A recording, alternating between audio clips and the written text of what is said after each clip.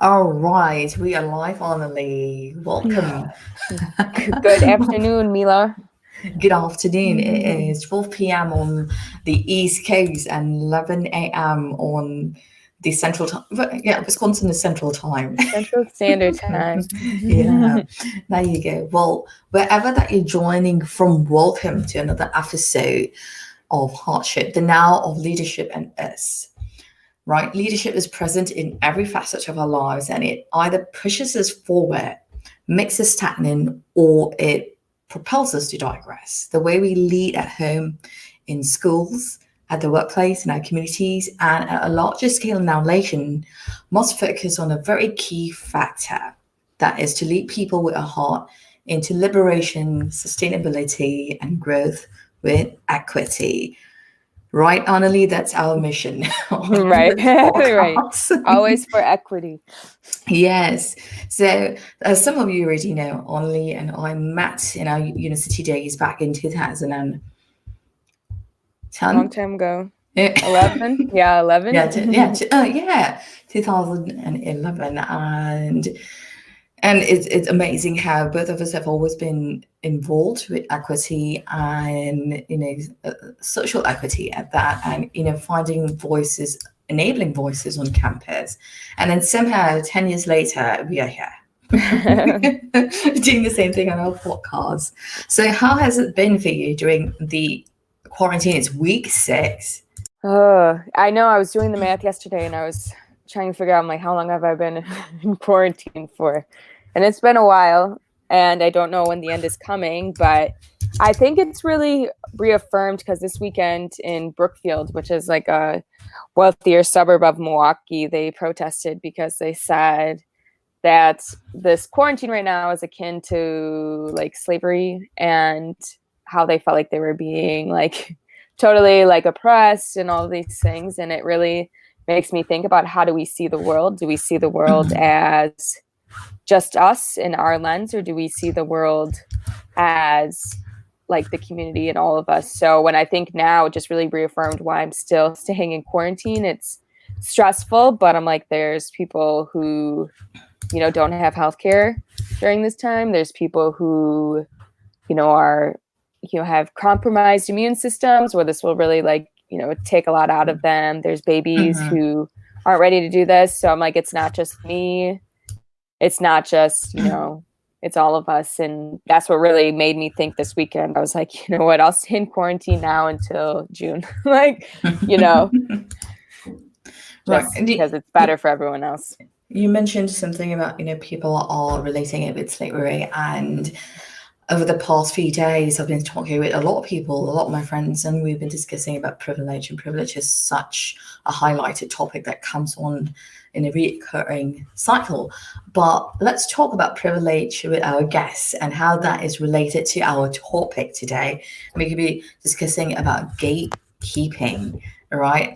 And I'm really excited about speaking about gatekeeping. So we have 2 brilliant guests today. I'm going to bring them on. So let's bring Gina and Brian on. How are you both doing? Doing great. Thank you so much for bringing us together. Oh, yeah, absolutely. I'm doing well. Absolutely. So how are you both handling the quarantine? I know we had this chat on the side, but just to give our audience a listen, how are you handling it? What are some one tip that you have for the listeners? Well, I'll start. One of the things is I'm really using this time to my advantage, and just recognizing not enough time is no longer enough as an excuse. So using this to better myself, my time with my family, and where I want to better serve to help others. This is my time to have time. Gina. Yeah, there's a little bit of that, a very similar kind of mindset that I sometimes have to actively try to make myself get into, right?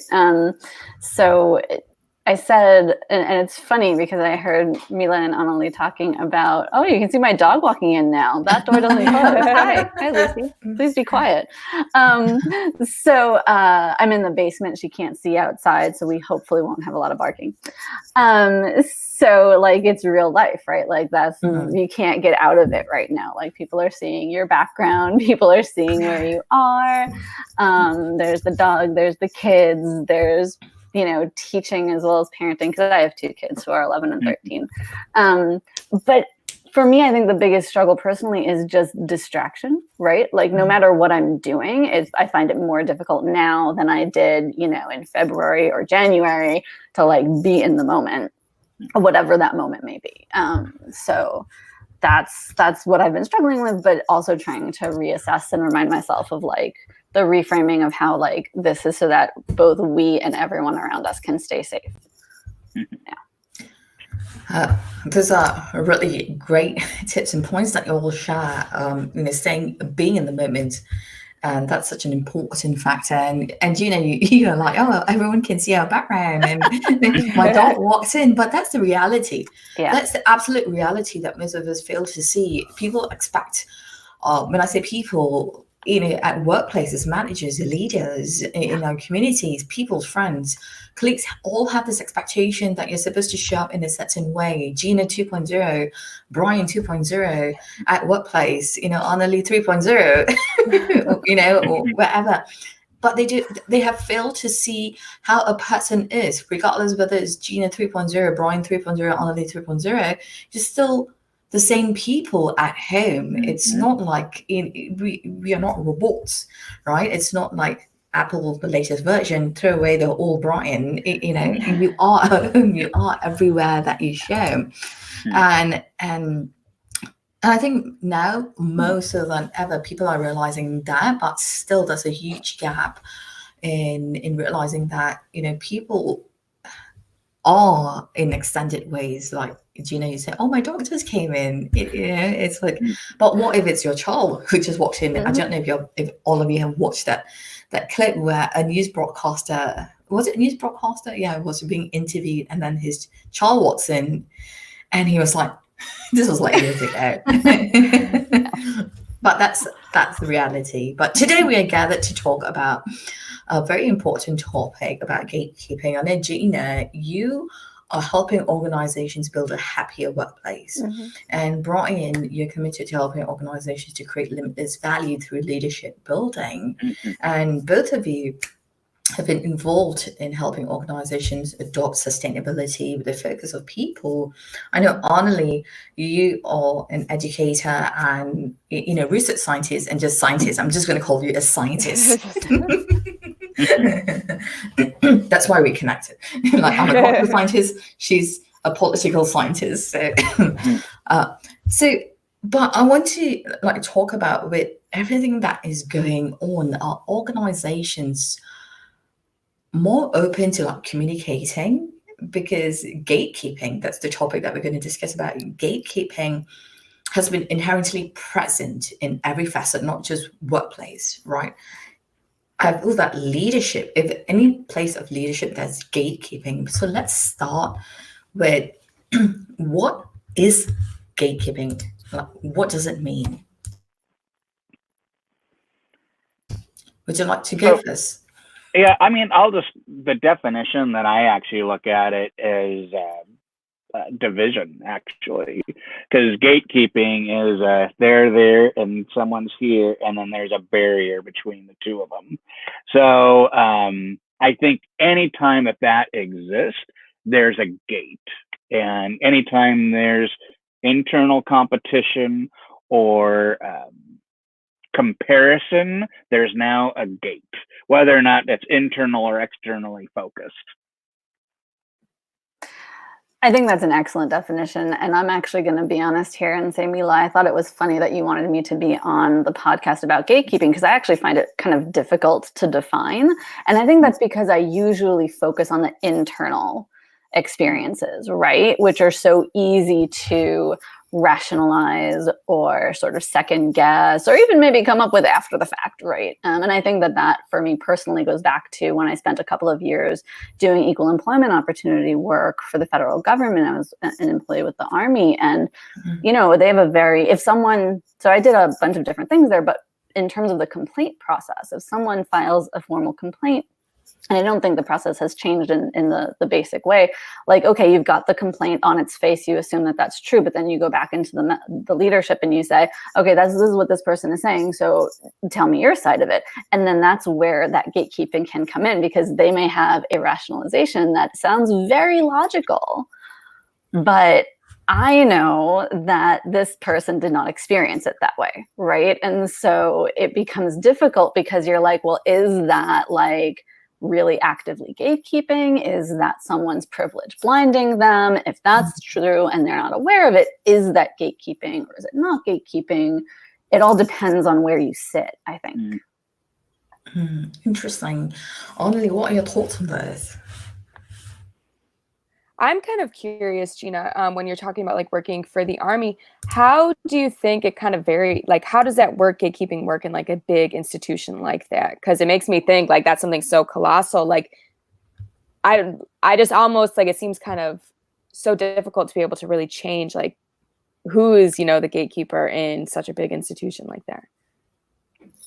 That's a really great question. And I think who the gatekeeper is all depends on exactly what small piece of the organization you're in, because often the gatekeeper is your direct supervisor or their supervisor, whoever's making that decision about how you're spending your task time, or whether you get what they call sort of collateral duty, like an internal volunteer thing, which we relied on a lot doing equal employment opportunity. We had like people who had full-time jobs doing something else in the Army. And I should clarify that we only worked with civilians. I was a civilian too.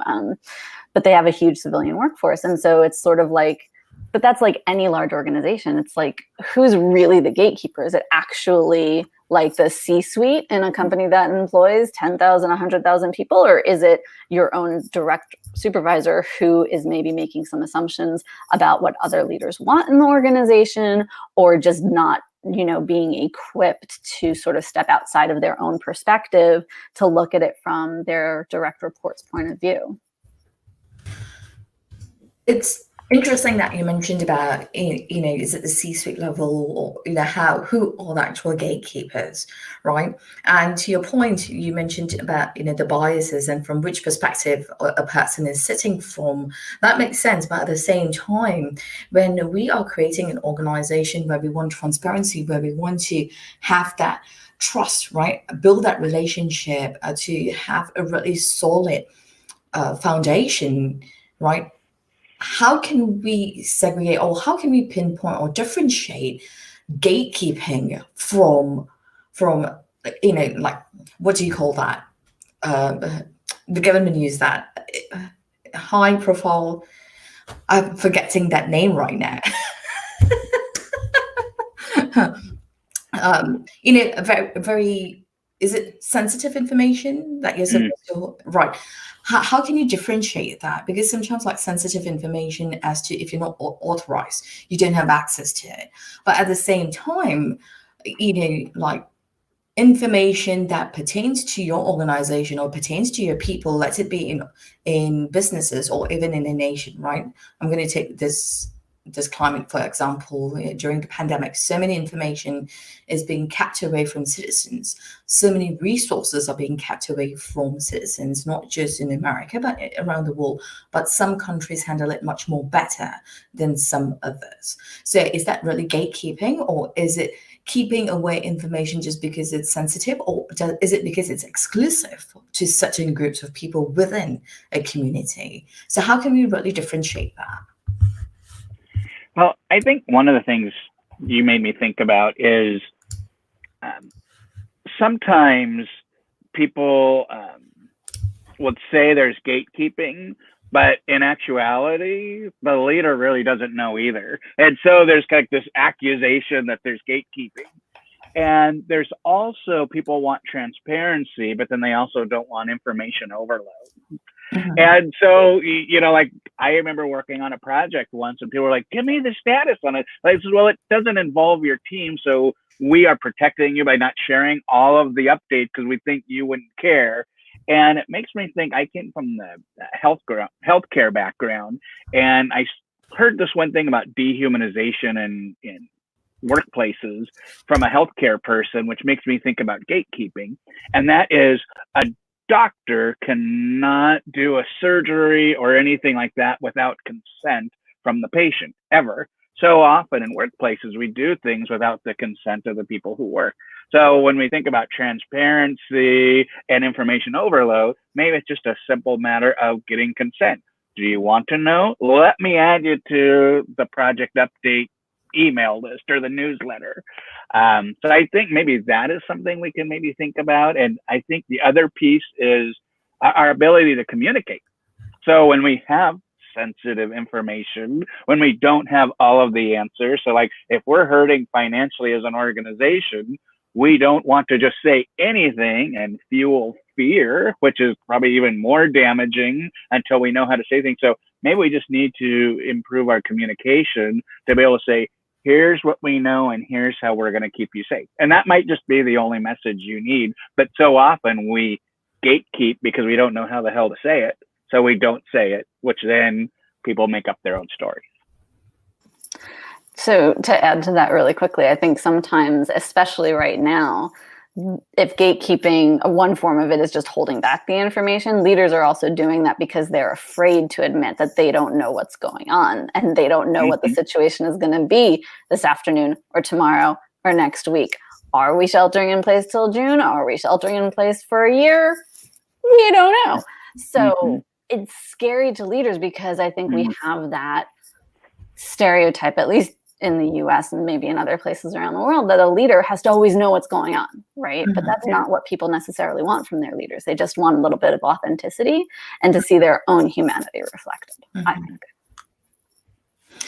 That's true. You mentioned about, leaders don't necessarily need to know everything, and that's such a true statement. Especially if you're a world leader, any kind of leader, you don't need to have all the solutions, but the importance is that, just providing that transparency, right? And Brian, you mentioned about whether it's information overload or is it just information through transparency, right? And that's so true. Like nowadays, we have so many news sources. When I say news sources, it's no longer just the newspaper or CNN or news outlets. Social media comes into place, right? You have all kinds of news. Everyone becomes a broadcaster. Even a podcast like this becomes a broadcaster, right? We are discussing, we are providing information to the masses, and it's a floodgate, but it's also about, even though if it's a floodgate, it becomes a social responsibility of each of us, how much of information or what kind of information are we providing, resources. And this takes me to the point that I want to discuss, right? Gatekeeping can look in different forms, like from decision making, right? Political leaders or any leaders in organizations, in community, religious congregations, whilst decision making goes on, it's all behind shut doors, right? No one wants to even include the citizens or include the people. It's always like, we will make the decision and they'll kind of trickle down. Or picking teams. And Annalie, we were discussing last week about how this can look like in different formats. I want to hear from you, how different is gatekeeping from a different lens, from political lens, from community lens, from religious lens, because I know that you're heavily involved in your community. So this reminds me of a conversation I actually had last week at book club. And this was really around public policy during this time. What do you do in the wake of this pandemic, and what does decision-making look like? And one of the girls that I was in book club with, she was upset because our governor hadn't really made a super strong stance yet. And she thought that there was a strong leader should be able to make a stance kind of immediately, really. But if you look at public policy, if you have everyone making strong stances immediately without all the information, you're not going to have a good response. So I was like, public policy is one of those things, how are sausages made? We don't want to know. But, I think that what it really means is having so many people at the table. So when I know my governor, Tony Evers, when he is making a decision, it's not just him alone in a room, right? He's going to bring all sorts of different experts and they're all going to sit there. He has an advisory council who is going to tell him here are potential problems. Okay, so if we extend the quarantine. Here's what, like, some people are going to say, here are what other people are going to say. What is the effect on public health? Like, what is the effect on our, like, healthcare systems and things like that? What does that mean for education? So what are the long-term impacts of that? So you're going to have people who are going to troubleshoot, like, who are going to bring different solutions, and they're going to work out all the consequences of all of those solutions. They're going to think about what people are going to think, what people are going to say, and they're going to have responses to all of that. So I think when you do public policy, for most politicians and most people in office, or even other actors that aren't elected officials, they're all thinking about what are consequences and, like, what to do with different information, and then to really think about how people respond to that information that's out there. So, and I think that's probably similar in a lot of different places, but we don't understand, like, we see, how colossal it is and how important it is to have, like, good public policy and, like, our elected officials doing things that are good. That's true. It's just not as simple. So, Right. I'm not the person who normally is like, give politicians a break. But during this time, like, know that if it's taking a little longer for them to say something, it's because there's probably something more thoughtful going on, and there's experts being consulted. And that's such an important point that you highlighted. In a decision making, a lot of experts are brought in, right? And it highlights a really important point as to how diversity plays in place. So let's talk about diversity, but I also want to touch on something that, Gina, you highlighted just now, the biases, right? Biases whilst making decisions or discussing something during gatekeeping. So how does biases look like? I want to hear from both of you, Brian and Gina, because both of you help a lot of organizations, and I've worked with a lot of organizations, but I want to see from your lens, how does biases look like? Brian, you're located in Seattle, right? Mm-hmm. And Seattle is a very different culture. How does biases look like over there? And Gina, you're located in Virginia, very close to DC. So how does biases look like from here? So on here, who wants to go first? You want it, Gina? Yeah, I can. Although I have to admit, the first thing that popped into my mind, I think, does not have to do with geographic location. I think part of why it's so difficult for me to sort of nail down the concept of gatekeeping is because a lot of times biases look like, I know what's best for you. Right. Like, so I have the best of intentions to help this person who reports to me at this work environment, but what I'm actually doing is making a decision for them. Right. And so, like Brian mentioned, working in the healthcare field, I also spent several years working for a healthcare provider. And, I will never forget sort of really feeling so deeply for a younger coworker of mine whose hours were cut back. And somebody had to get their hours cut. Like, that was going to happen. And the rationale that was openly shared in terms of why this particular person's hours were cut back was she was young. She's talked about doing other things and exploring other career fields. Now she has the time to do it. But really, there was no consideration, no discussion around, like, well, what does that actually mean for her? Does this magically give her the resources to actually explore other fields? No. Who cares what your age is? She still has rent to pay. She still has bills to pay. So, that was really difficult. Yeah. Yeah. Yeah, and she didn't consent to that. Right. Someone made the choice for her. Hey, this is for your own good. Oh, right. I would have liked to have a voice in that. Yeah. Right, exactly. And I think sometimes in a workplace, especially, like, decisions have to be made that are really difficult, right? Like, people are furloughed right now, people have been laid off, and sometimes that just has to happen. But if you put out there a rationale that is, this is for your own good, what you're actually doing is taking away that person's agency, instead of just being real about the fact that somebody had to get their hours cut or get furloughed or whatever. And I'm sorry, it sucks. It's going to be you. Yeah. Yeah, I think a little bit when I was thinking about what the question on how biases and gatekeeping. So the work that I've been doing is based on the Toyota production system. And the very core nature of everything they do is this concept called Gemba. And what that means is you need to know what is currently happening with the space where it's happening, with the people who are doing the work. And when we think of experts are making the decision, Toyota says the experts are those who do the work, those who are touching and working with customers directly. And so when someone's an expert that isn't doing the work, all of a sudden now you truly have gatekeeping. You're not having the right people at the table. And I made me to think about from an inclusion perspective.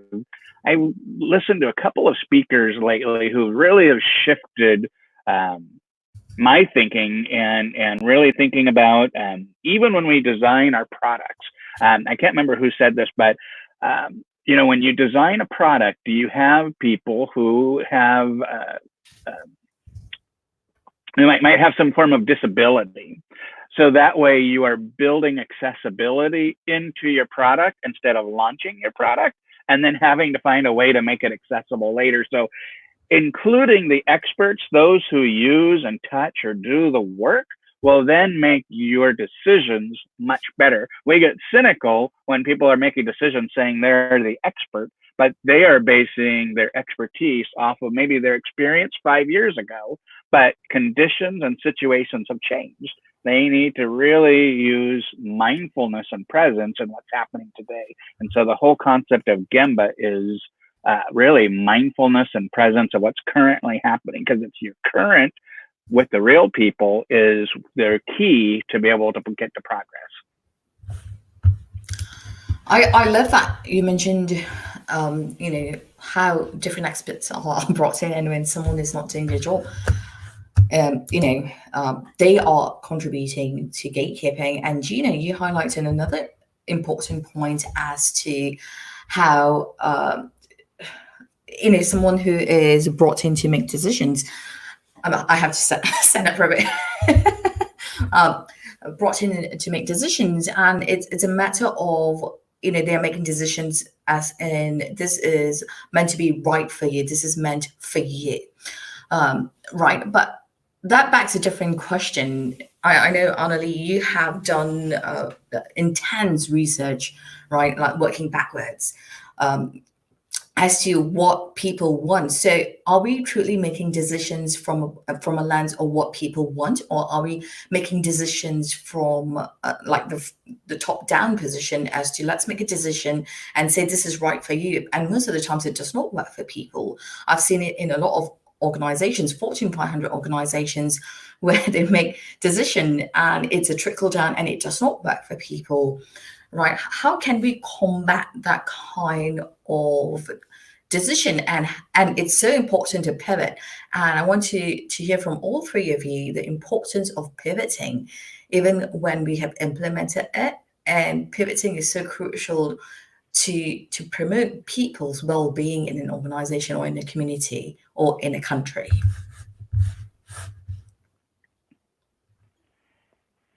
Yeah, I mean, obviously pivoting is important, and sometimes you might not pivot from your course, but you might pivot from the way you are interacting with it.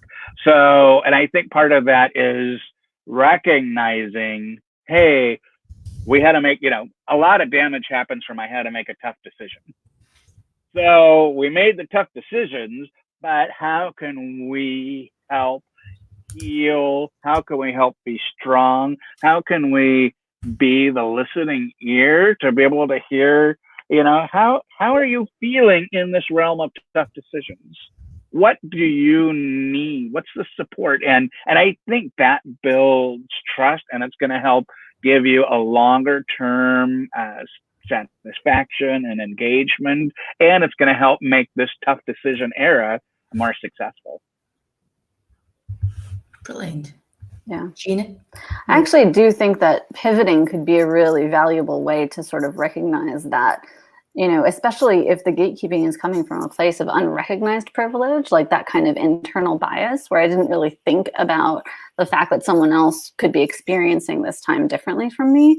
To do a pivot is sort of it's a positive thing, right? Like it's like I need to recognize, like publicly, or maybe not public, but throughout the company, maybe perhaps, that maybe there's other realities going on, right? And so let's talk about that, and let's do something. Let's make the pivot happen so that other people feel seen and heard and included, as opposed to taking their agency away. Annalie, your thoughts? I think when I think about like, you know, kind of pivoting and changing, I feel that my thoughts, my brain goes directly to like policy and like how do we change things? Do we make things, there's like policy drift, which is like everything kind of remains the same and the environment changes around that. Is that how we want to change things? There's layering where we keep like the existing policy in place and then we just keep adding things to it. So I think that there's a lot of things that we can do. Is it important? I think it is because it impacts, you know, so many people. What we do doesn't just impact us, right? We obviously know it's going to impact like the workers. It's going to impact, you know, thinking about like Toyota, it's going to impact all of like Toyota's consumers. It's going to even impact like Honda consumers, right? Because we're all on the road together. So I think it is important to like how we respond to challenges because I think it kind of reflects our character and like reflects who we are as leaders. So it is important. That's fantastic. Thank you for sharing. So, and I love hearing, and that's the whole point of this podcast, right? We want to approach things from a three-pronged perspective, like the home, the workplace, and our society. Society includes communities, whichever nation, political views, or whatever. Because leadership is just not inherently at the workplace. How someone models leadership at the workplace will be the same person when they go into their religious congregation or serve as a volunteer in a political circle, whatever. So we want to see consistency as in, I'm not saying that you have to be, successful all the time. You can fail, but at the same time, consistency is like owning up to, oh, I failed. I'm taking ownership to that, so let's change. But that brings me to a good point to this question. But all three of you mentioned a very important point of including having different expertise in decision making, listening to people, including everyone else's voice. So that brings me to this inclusion, having voice. How do we promote inclusion and really take that inclusion piece into decision making or into framing or pivoting where that transparency is? I'm not talking about information overload, but really providing that transparency. To your point, Brian, not bombarding everyone with 1,000 emails, just like one email bi-weekly or one information, or what community leaders to open house, come to this public hearing and listen to what we've got to do. So how can we truly promote inclusion where everyone can have a voice to contribute to decision making?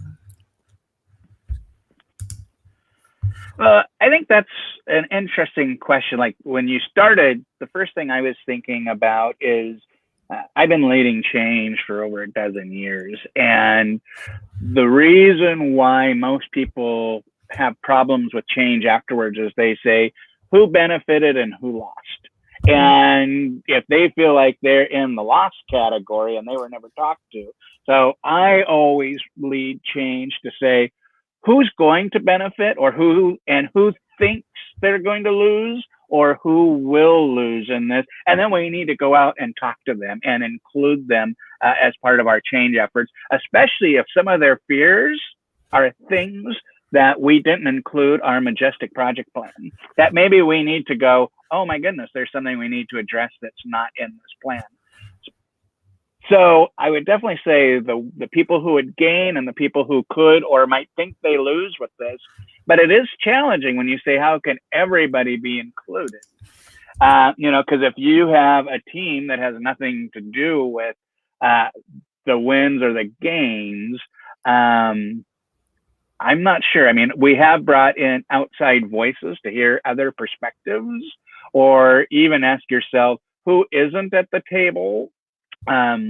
That starts to get a little more diversity in voices and experience as well, for me. Gina?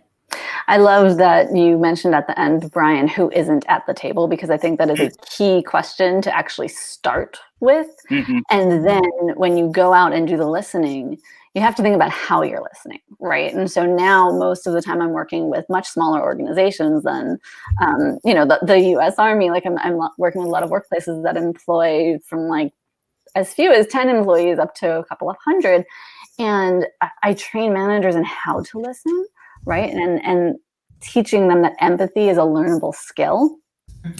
And the reason that's important is because when you listen to people, you're really taking in that information that they're sharing with you and actually actively trying to understand it from their perspective, as opposed to doing even a different kind of internal gatekeeping than we'd even talked about here, which is to say, I'm going to categorize that as not important because I don't really understand it and I still need to look like I'm listening, right? So, and I think all of that happens subconsciously. Like when I just act that out, it sounds awful, but I think very few people actually do that on purpose. It's just that they have so many things going on and they have so many change KPIs and factors that they have to work with and volunteer outside of work. Like we get overwhelmed, right? And the thing about skills that are interpersonal skills like empathy is the more stressed you are, the harder it is to do them well, right? Yeah. But there's this wonderful quotation, and I just pulled it up to double check who said it. It was this, I think he was a casting director, and his name was Michael Shurtleff, and he talks about what listening really is, because when you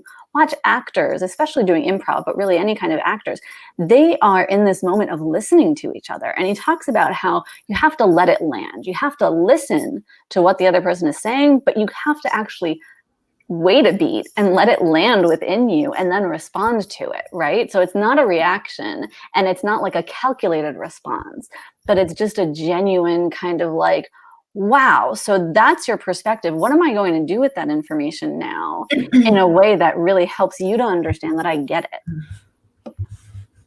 And I think it's a challenging thing to do. I really like that because I had the one acting class I took in undergrad. The professor goes, remember that life is improv. So you really do have to wait for it to land. But I also, agree with the two of you. It's scanning, like who's there, who's going to be impacted. One thing that I think about too is it's, who are we surrounding ourselves with? Because I think a lot of people will surround themselves with people who agree with them and will, kind of avoid the people who will disagree. So I think it's important not to just have an echo chamber. You have to hear different perspectives. And I think you also have to listen to not just respond. I think that's really a huge thing for me is just, am I listening so I can have a rebuttal for what you said, for disagreeing with me, or am I listening for understanding? So I think it's really important to when you're in these moments to kind of check for understanding and then kind of check yourself. Am I kind of defending myself or am I actually trying to learn? I love that all of you have mentioned about, listening and really checking ourselves, right? And I echo Annalie, it's life is really it's the whole thing. It's like a drama class, right? I remember taking theater classes in university, and my professor was Missy, and she was like, you have to have an open mind when you go see shows. And every week she made us go watch a show, and it was beautiful. We would go to Milwaukee Theater and we'd watch shows, and every time we would go, she would say, keep an open mind.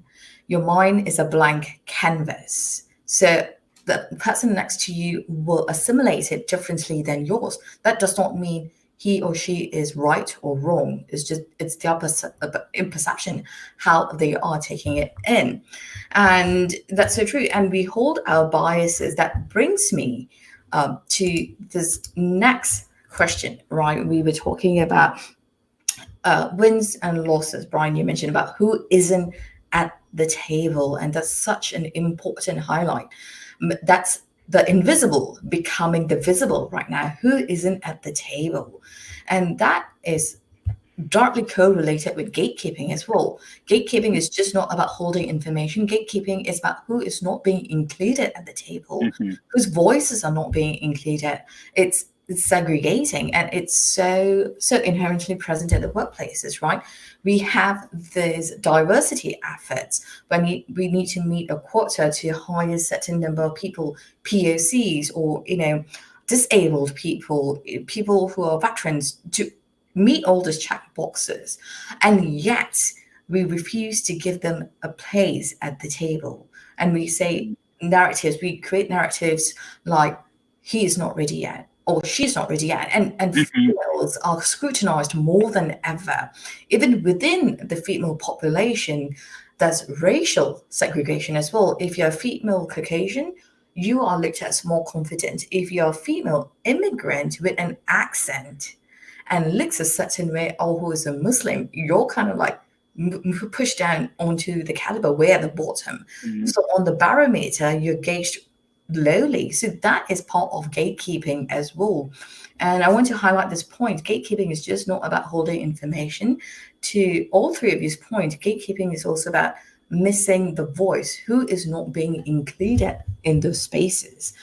And that brings me to talk about what kind of solutions are you each holding or carrying out, executing in your spaces to move that needle of gatekeeping into transparency, inclusion, and acceptance. If I could just add one thing that has been a thorn in my side, and I've been kind of using this as a platform, is Jim Collins' "Get on the Bus." And I have found that you have the right people on the right bus and the right seats.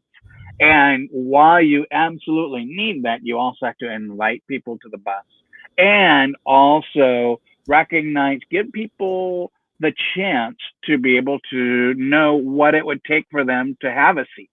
And one of the things that I've been coaching a lot on lately is, I've been hearing a lot of these, what is it called? High potentials. Who are your high potentials? Let's do a special program for your high potentials. But in actuality, everybody is high potential. Why does certain groups of people get certain access, certain attention? And if you're really focused on inviting to the bus and letting people know, here's what it takes to have a seat, everybody then can opt in, can consent to be able to do that. I mean, it's not everyone gets in there automatically, but you can make the pathway abundantly clear how to be able to get there. I love that. Gina? So your question reminded me of something I read maybe a month or two ago, and I wish that I could recall. I wish I had an easy link to pull up because I'd love to give credit to her. It was a woman who was writing about her experience being a chief diversity officer. And she was a woman of color. And she talked with some other women of color who have served or are currently serving as chief diversity officers. And she talks about how these are companies that created the position, that looked to hire someone for it, that had some pretty high standards for who they wanted to hire. And then once they had someone who they thought was the right fit for the role in that place, they were like, box checked, done, we're not going to listen to you.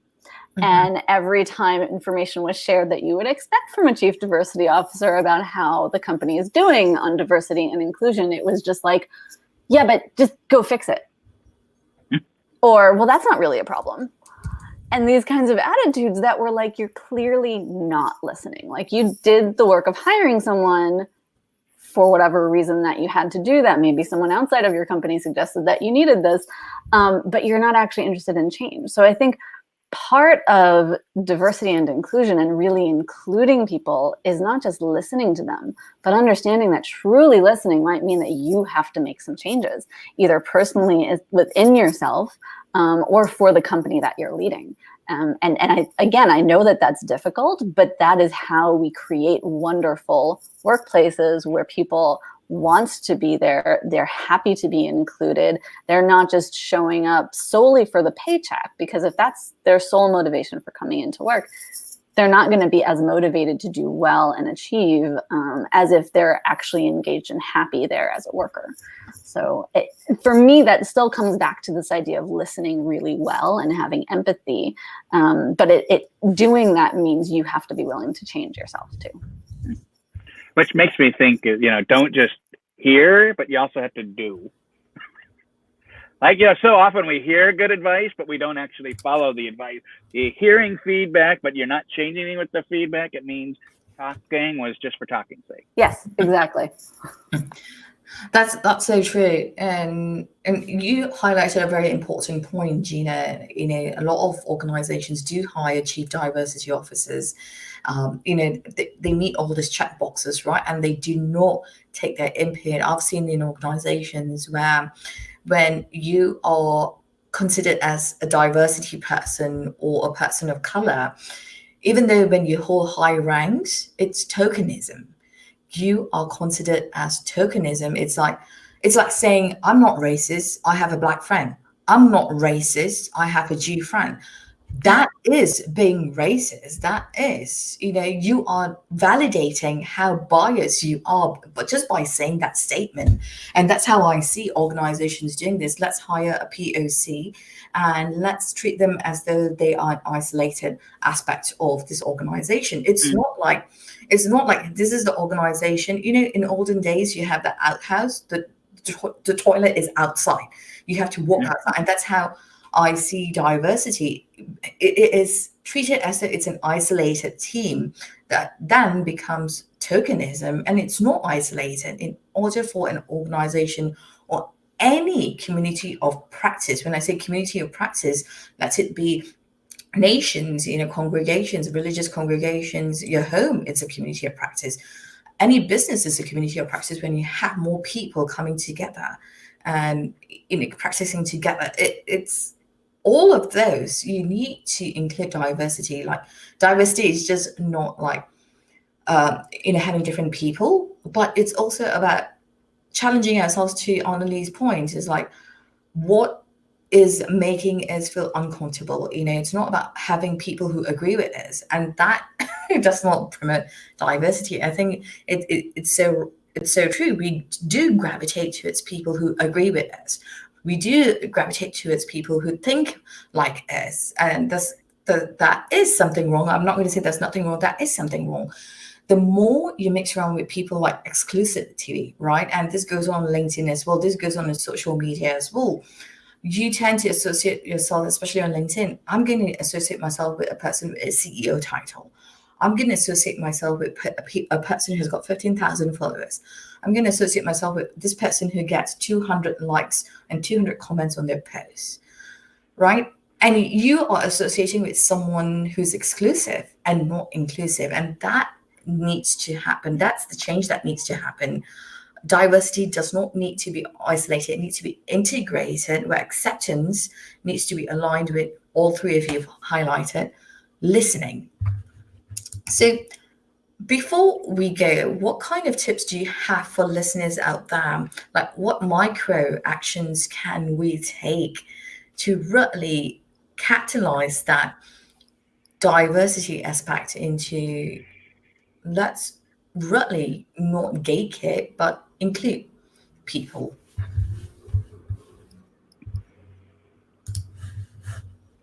Who wants to go first? It's so hard because, we kind of think organizationally and like, what can the whole organization do? But it all starts really from one person. What can I do as a leader? I might not be a VP or a director or a C-suite, but what can I do in my teams to start to practice it? So I would probably say that the first thing you can do is don't wait for the organization to change. You start in your own team, and you are doing the best for you and your team. And hopefully the rest of the organization will say, hey, I want more of that. But it might just be you. And that is still the right thing and the best thing. I also agree with you. I think that if you wait for institutions to change, you're going to be waiting for a very, very long time. Yeah. And I think that we underestimate like our ability to exact change in any organization. We're all actors in this institution. Like, the institution is composed of the people. And I think it's really important to see that, like, even if you're in a committee with 4 people, you can change the culture of that, committee of 4 people, and then that could have a ripple effect across everyone else. So I think it's really important to know that if no one is advocating for other people or is not thinking about like the losers, you can be the person to think about them. You can be the person to think about like, who isn't at this table? I have a problem with like who's not at this table. So I think we forget how much we can actually do. Yeah. especially like so often culture just feels huge and monolithic and it just happens to me. But particularly I think at a workplace, because so many of us, even if we're employed by someone, but some huge company, most of the people you interact with are the same team every day, right? So you are co-creating that little team's microculture every day with the other people. And I have tons of tips about how to listen better and how to practice empathy. But I think, honestly, the most important thing, no matter where you are, whether it's at home or at work or who you're doing it with, is to kind of be mindful of the space that you are in and be aware of what your own stress level is, right? So like if I'm really angry, maybe even about something totally justifiable about like somebody being left out of this table, right, or this team, and I want to advocate for them, what's the best way for me to do that? I might need to sort of figure out how to get a hold of my emotions first in order to be able to speak in a way that will be heard, right? So kind of monitoring your own emotions and checking in with yourself is really important. And I would actually advocate that people start there. So like kind of what Brian said, it starts with you as the individual, right? And then you can be in a better position to either listen to people or advocate for change. I love it. And I want to read a quote from John C. Maxwell. I like him as an author. Most people want to change the world to improve their lives, but the world they need to change first is the one inside themselves. And I agree with all three of you. It's the empathy, right? It's the empathy within us. And empathy is not about taking a script and reading it. Like Gina, to your point, empathy can be learned. Some people are born with it. Some people just need help in learning that skill. But truly learn that skill, not just take a script and go into a drama class and read it and then throw it away, and then your empathy mask comes off when you go into a different room. Empathy needs to be consistent, right? And that's how we need to rethink culture, start the change with empathy. There is a leader. I always tell this to people. I know like 6 years ago when I was interviewing with Amazon, my first interview did not go well with them. And the recruiter and the hiring manager were interviewing me, and I was like, they were like, oh, do you have any questions? I was like, it's time for me to interview both of you now. And they got a shock, right? I was like, yeah, because it's just not one way, it's two way. And I asked them, do you agree or disagree with this statement? And tell me why you either agree or disagree. And I said, that is a leader in every one of us. Do you agree or disagree? The hiring manager got so upset with me and said, this is such a dumb question. What does it even mean? It's so stupid. I'm not going to answer that. Are you referring to a baby, a child? Babies and children cannot be a leader. And that is when I thought, you are wrong. Even babies. Look at all the science experiments, science data. Babies lead each other. When a baby is crying, another baby will take the pacifier and put it inside that baby's mouth.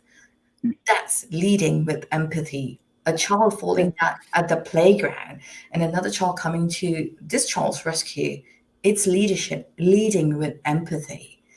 And that's the mindset that we want to eliminate, right? Not just say, I'm a leader because I've got social status. Leading is about rethinking culture and starting the change within us with empathy. I absolutely loved having all of you on this discussion. Any last words before we say toodles to our live audience?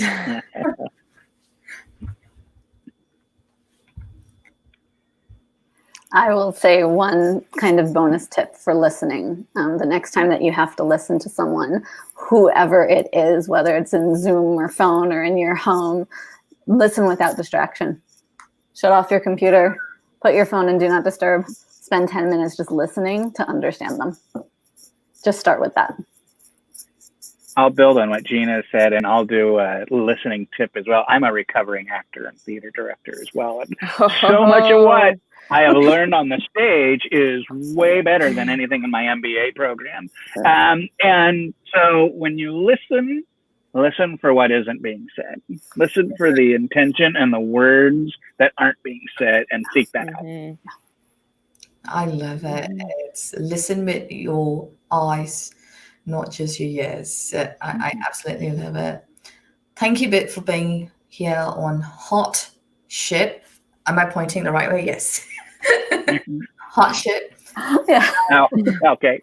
The layer of leadership and as Remember, leadership is just not about leading in organizations or leading only when you have a title. Everyone is a leader. Lead when you know that you have urgency. When you have urgency, when you know that you can impact one person, you are leading. You do not need anyone's validation. So thank you for being Brian and Gina. Really a pleasure having you on Heartship. Thank you, Mila. Thank you, Annalie. Thank you so Yeah, much, thank guys.